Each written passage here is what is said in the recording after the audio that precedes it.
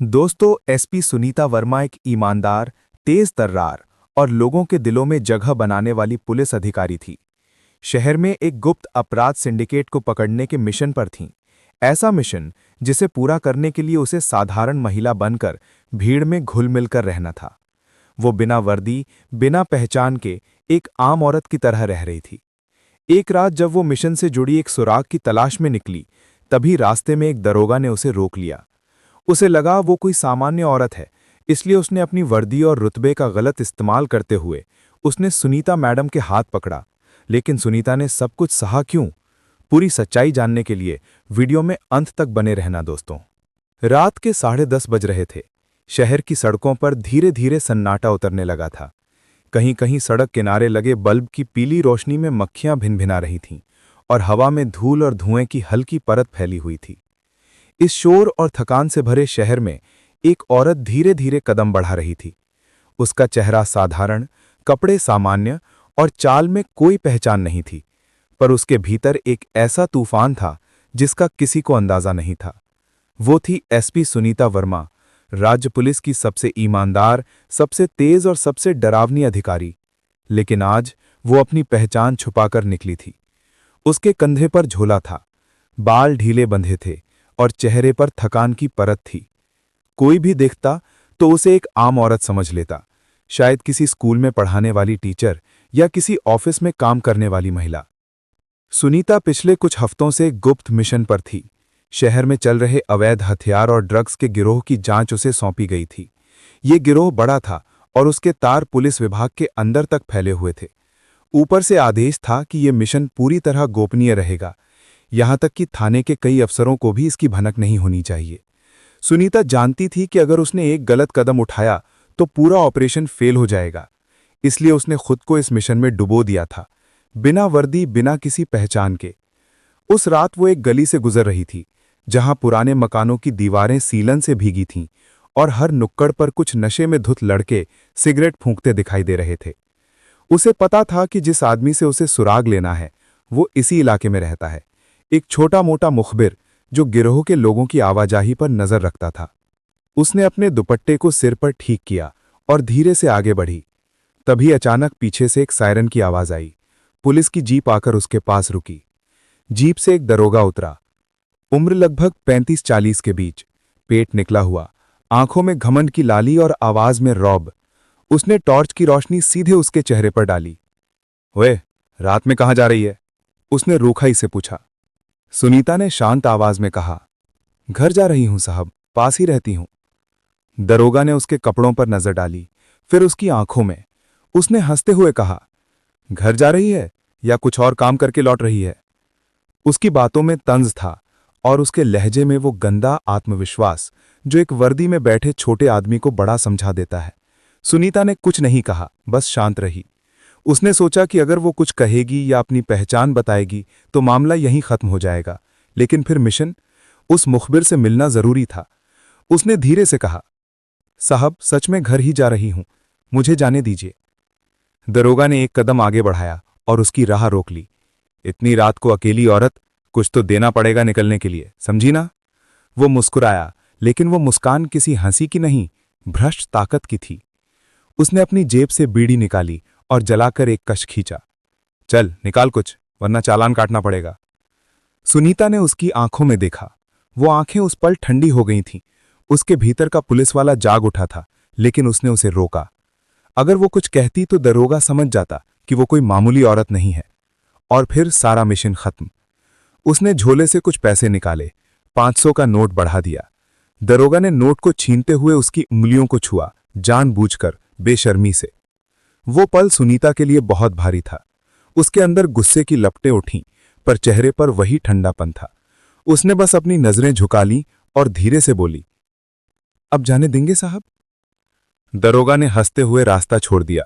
जा, जल्दी जा, अगली बार मुझे याद से पहचान लेना। वो वहां से आगे बढ़ गई। कदम तेज थे, पर दिल में तूफान था। उसके भीतर कुछ टूट गया था। उसने पहले भी अपराधियों से सामना किया था, गोलियों की आवाजें सुनी थीं, बम धमाके देखे थे, लेकिन आज पहली बार उसने अपनी ही वर्दी की शर्मनाक परछाई देखी थी। गली से निकलकर वो एक सुनसान पार्क में पहुंच गई। वहां बैठकर उसने अपने आंसू रोकने की कोशिश की, पर वो फूट पड़े। उसने खुद से पूछा, क्या मैं गलत हूं? क्या मुझे वहीं उसे सजा नहीं देनी चाहिए थी? पर अगले ही पल दिमाग ने याद दिलाया, तू एक मिशन पर है सुनीता। तेरे एक कदम से कई निर्दोष जिंदगियां दांव पर हैं। उसने अपनी आंखें पोंछीं और गहरी सांस ली। मैं अभी हार नहीं सकती, उसने खुद से कहा। वो उठी और आगे बढ़ गई, उस अंधेरे में जहां उसके मिशन की सच्चाई छिपी थी। सुनीता जानती थी कि ये दुनिया सफेद और काली नहीं, बल्कि धुंधले रंगों की है। हर इंसान में अच्छाई और बुराई दोनों हैं, लेकिन कुछ लोग अपनी वर्दी को हथियार बना लेते हैं और कुछ लोग उसे सेवा का प्रतीक।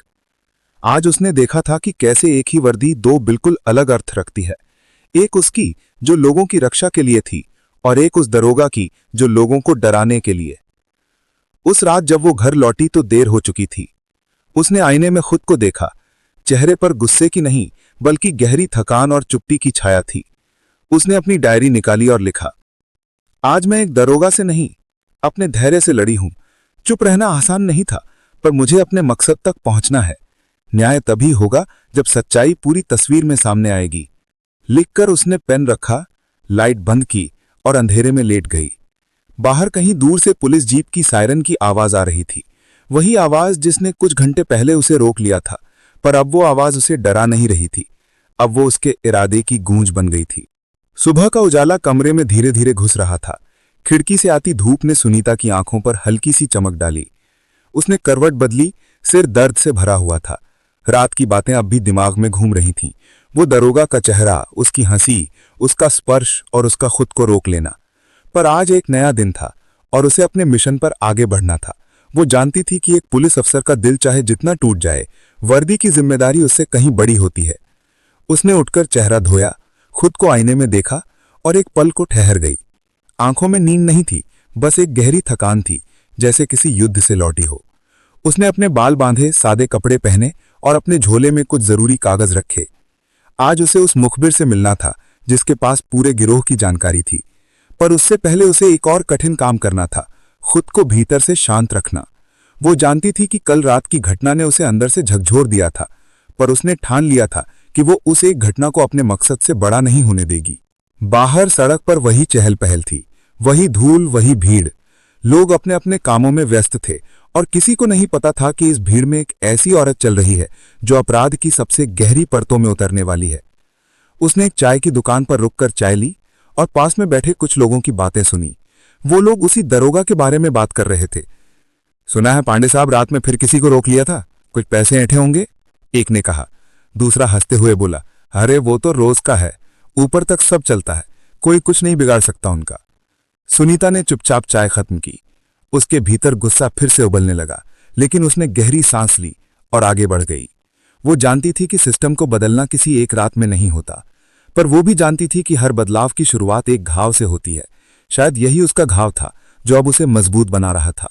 वो अब पुराने शहर के हिस्से में पहुंच गई थी, जहां गलियां तंग थीं और मकान इतने पास थे कि लोग एक दूसरे की रसोई की खुशबू महसूस कर सकते थे।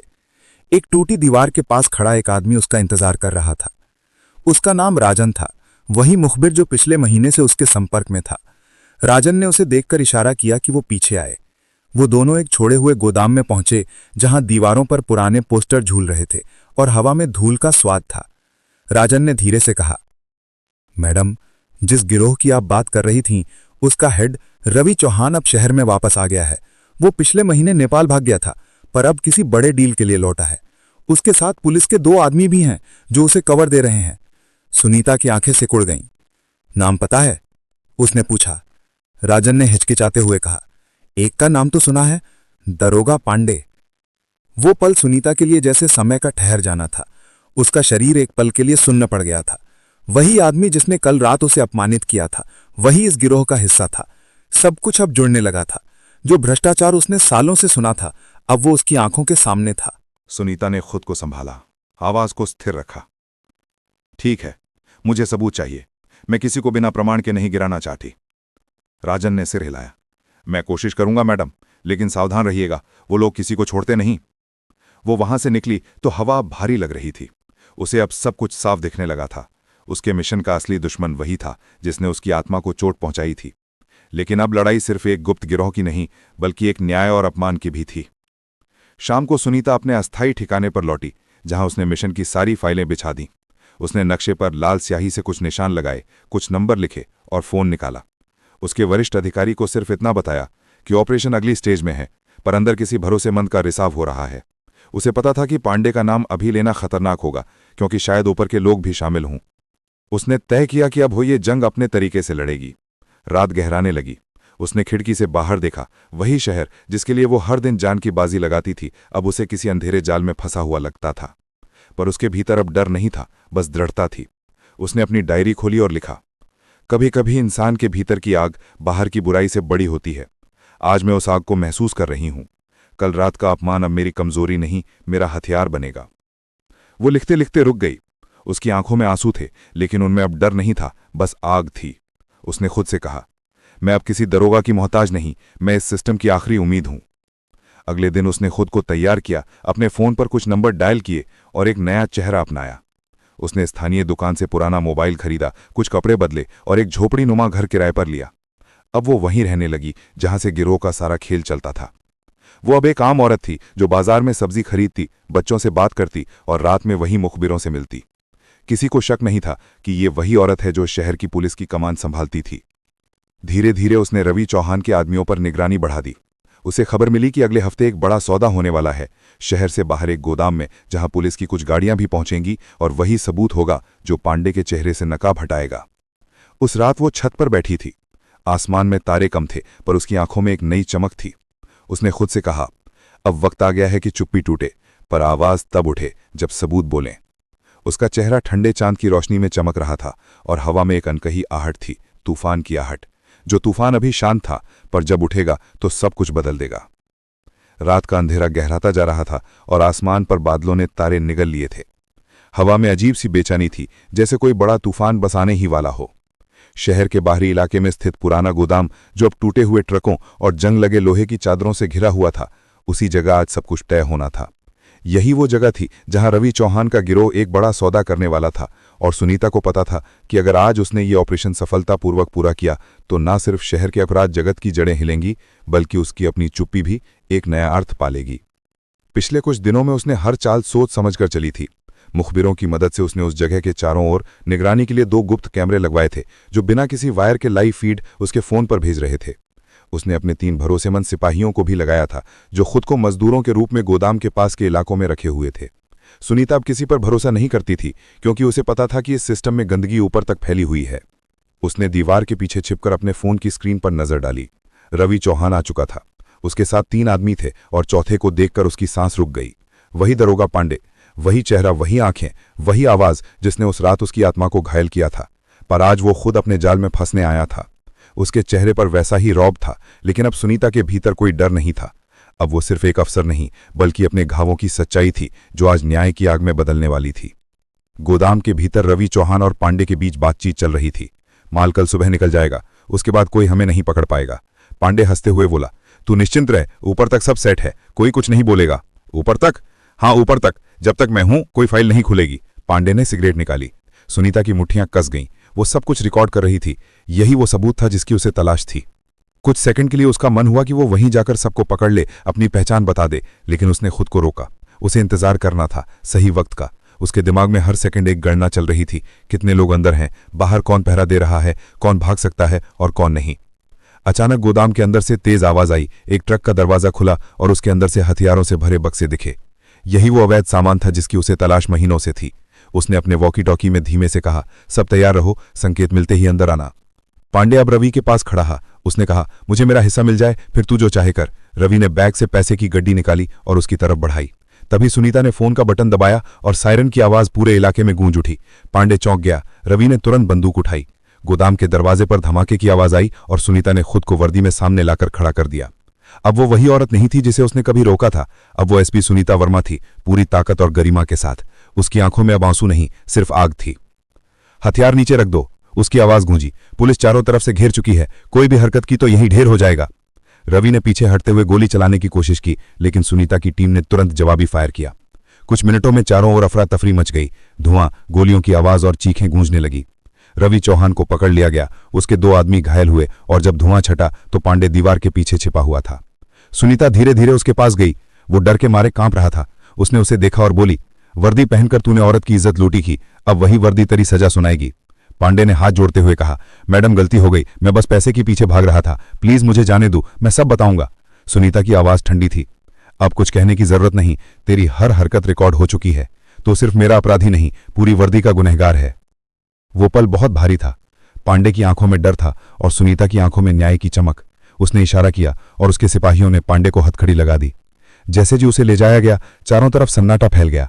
बस हवा में गूंज रही थी वही आवाज जो उसके भीतर महीनों से गूंज रही थी। अब चुप्पी खत्म हुई। ऑपरेशन खत्म हो चुका था। सभी हथियार और दस्तावेज जब्त कर लिए गए। शहर की सबसे बड़ी गैंग गिर चुकी थी, पर इस जीत की कीमत बढ़ी थी। सुनीता का धैर्य, उसका दर्द, उसकी आत्मा की आग।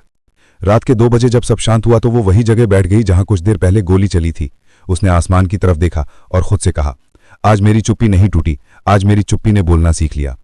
थोड़ी देर बाद उसके एक सिपाही ने आकर कहा, मैडम सब लोग आपको सलाम कर रहे हैं, आपने जो किया वो कोई नहीं कर सकता था। सुनीता ने बस हल्की मुस्कान दी। मैंने कुछ नहीं किया, बस वो किया जो एक अफसर को करना चाहिए था। उसने अपनी जेब से वो पुराना 500 रुपए का नोट निकाला जो उस रात उसने डर से दिया था। अब वो नोट उसके हाथ में नहीं कांप रहा था, बल्कि जलता हुआ सबूत था कि इंसान चाहे जितना भी टूट जाए, अगर वो सही राह पर रहे तो वक्त उसे न्याय दिला देता है। उसने पास पड़े डिब्बे में आग लगाई और नोट को उसमें डाल दिया। वो जलता गया और उसकी लपटें उसके चेहरे पर पड़ती रहीं। उसकी आंखों में चमक थी और होठों पर बस एक फुसफुसाहट, अब खत्म नहीं, अब शुरुआत है। दूर कहीं आसमान में बिजली चमकी और हवा ने उसके बालों को उड़ा दिया। वो उठी, अपने कदमों को स्थिर किया और गोदाम से बाहर चली गई। उसके पीछे बस राख थी, उस अपराध की जो अब भस्म हो चुकी थी। सुबह की पहली किरणें जब शहर की इमारतों पर पड़ी तो आसमान हल्का नीला हो गया, जैसे किसी ने रात के सारे काले रंग धो दिए हों। पर सुनीता के दिल में अब भी वो गहराई थी जहां बीती रात की गूंज अभी तक जिंदा थी। वो थकी हुई थी पर संतुष्ट भी। पूरे ऑपरेशन के बाद उसने अपनी टीम को विदा किया, रिपोर्ट बनवाई और सारे सबूत सील करवाए। हर एक हथियार, हर एक दस्तावेज, हर एक आवाज अब सच्चाई बन चुकी थी। दरोगा पांडे और रवि चौहान दोनों हिरासत में थे, पर उस जीत के पीछे एक ऐसा बोझ था जिसे सिर्फ वही समझ सकती थी, वो बोझ जो उस रात उसकी चुप्पी से शुरू हुआ था। उसने पुलिस मुख्यालय की सीढ़ियां धीरे धीरे चढ़ीं। अब हर किसी की निगाहें उसी पर थीं। सबको पता था कि उसने वो किया है जो महीनों से कोई नहीं कर सका। अखबारों में उसकी तस्वीर थी, टीवी चैनलों पर उसका नाम चल रहा था। एसपी सुनीता वर्मा ने उजागर किया पुलिस गिरोह का राज। लेकिन इन तमाम आवाज़ों के बीच सुनीता भीतर से शांत थी। उसे पता था कि असली जीत तालियों से नहीं मिलती, बल्कि खुद के सामने सिर उठाकर खड़े होने की हिम्मत से मिलती है। मुख्यालय के भीतर जब उसने फाइल सौंपी तो उसके वरिष्ठ अधिकारी ने कहा, बहुत अच्छा काम किया है वर्मा, तुम्हारे साहस ने पूरे विभाग का सिर ऊंचा कर दिया। सुनीता ने मुस्कुराते हुए कहा, सर ये किसी की बहादुरी नहीं थी, बस जरूरी था। उसने अपनी फाइल बंद की और बिना किसी और शब्द के बाहर निकल आई। कार्यालय से बाहर निकलते वक्त उसे मीडिया ने घेर लिया। कैमरे, माइक और दर्जनों सवाल उसके सामने थे। मैडम, क्या सच है कि गिरोह में पुलिस के लोग भी शामिल थे? क्या आपको पहले से दारोगा पांडे के बारे में पता था? आपने उस पर इतनी देर तक कार्रवाई क्यों नहीं की? उसने एक पल के लिए भीड़ की और देखा, वो सब उस चेहरे को देख रहे थे जो कल तक एक आम महिला की तरह गलियों में घूमता था। वो सोच रहे थे कि आज वो वही महिला है जिसने पुलिस सिस्टम की नींव हिला दी थी। उसने गहरी सांस ली और कहा, कभी कभी सच्चाई के लिए बोलने से ज्यादा जरूरी होता है सही समय पर चुप रहना। मैंने अपनी चुप्पी से एक मिशन बचाया और कई जिंदगियां बचाईं। पुलिस की वर्दी तभी ताकत बनती है जब उसे पहनने वाला अपने गुस्से पर काबू रख सके। मैं सिर्फ इतना कहना चाहती हूं कि किसी भी औरत की चुप्पी को कभी उसकी कमजोरी मत समझिए, क्योंकि वो चुप्पी भी एक दिन न्याय की गूंज बन सकती है। उसके ये शब्द पूरे हॉल में फैल गए। कुछ पल के लिए वहां सन्नाटा छा गया। फिर धीरे धीरे तालियों की आवाजें उठीं, लेकिन सुनीता वहां से बिना रुके चली गई। उसके लिए ये तालियां किसी राहत का संगीत नहीं थीं, ये बस शोर थीं। वो शोर जो हर उस औरत के मन में गूंजता है जिसने कभी अन्याय सहा और फिर भी सिर झुकाने से इनकार किया। शाम को जब वो अपने क्वार्टर लौटी तो चारों तरफ सन्नाटा था। उसने जूते उतारे, कुर्सी पर बैठी और खिड़की से बाहर देखा। सामने पेड़ों की पत्तियां हवा में झूल रही थीं। सूरज ढलने वाला था और उसकी लालिमा पूरे कमरे में घुल रही थी। उसने चाय बनाई, कप हाथ में लिया और धीरे से बैठ गई। दीवार पर लगी उसकी वर्दी उसे देख रही थी।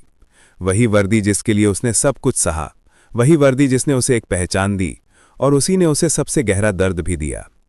वो उठी, वर्दी को धीरे से हाथों में लिया और बोली, आज तो फिर साफ लग रही है, क्योंकि अब तेरे धागों पर किसी का दाग नहीं, सिर्फ मेरे आंसू हैं, और वो आंसू अब कमजोरी नहीं, ताकत हैं। उसने अपनी डायरी खोली। कुछ दिन पहले के पन्ने अब पुराने लग रहे थे। उसने आखिरी पन्ने पर लिखा, न्याय हमेशा तलवार से नहीं आता, कभी कभी वो एक चुप्पी के पीछे छिपा होता है। मैंने अपने भीतर जो आग महसूस की थी, आज वो बुझी नहीं, बस दिशा बदल चुकी है। अब मैं हर उस औरत के लिए लड़ूंगी जो अपनी आवाज खो बैठी है, क्योंकि अगर एक औरत सच के लिए चुप रह सकती है तो वो झूठ के खिलाफ भी खड़ी हो सकती है। डायरी बंद कर उसने मेज पर रखा। बाहर से हवा का एक झोंका आया और पन्ने हिले, जैसे वक्त खुद उसके लिखे शब्द पढ़ रहा हो। उसने धीरे से सिर पीछे टिकाया और आंखें बंद कर लीं। उसके होंठों पर एक हल्की मुस्कान थी, जिसमें सुकून भी था और राधा भी। अगले दिन जब वो दफ्तर पहुंची तो सब खड़े होकर उसे सलाम करने लगे, लेकिन सुनीता ने बस सिर झुकाकर जवाब दिया।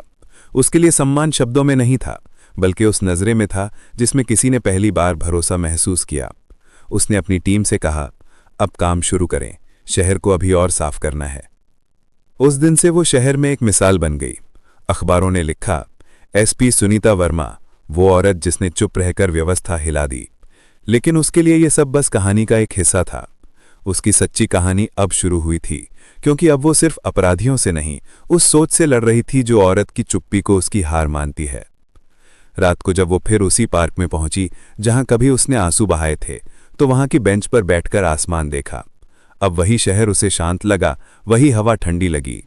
उसने मुस्कुराते हुए कहा, शायद अब मेरी चुप्पी ने अपना अर्थ पा लिया है। चांद बादलों के बीच से झांक रहा था और हवा में एक हल्की सरसराहट थी, जैसे शहर ने भी उसकी चुप्पी को समझ लिया हो। सुनीता ने अपनी आंखें बंद कीं और मन में बस एक बात दोहराई, कभी कभी इंसान की सबसे बड़ी आवाज उसकी खामोशी होती है। वो उठी, धीरे धीरे चली और अंधेरे में खो गई, लेकिन इस बार उसका हर कदम किसी हार की नहीं, एक नए सवेरा की निशानी था। अब उसकी कहानी खत्म नहीं हुई थी, बल्कि वहीं से शुरू हुई थी जहां चुप्पी न्याय बन जाती है। तो दोस्तों, अब इस वीडियो के बारे में आप लोगों की क्या राय है, हमें कमेंट बॉक्स में कमेंट करके जरूर बताना। और हाँ, हमारी इस वीडियो को आप देश के किस राज्य और किस जिले से देख रहे हैं ये हमें जरूर बताना, क्योंकि जब हम आप लोगों की कमेंट्स पढ़ते हैं तो हमें बहुत अच्छा लगता है। इसलिए कमेंट जरूर करें और अभी तक चैनल को सब्सक्राइब नहीं किया तो चैनल को जरूर सब्सक्राइब करें। धन्यवाद।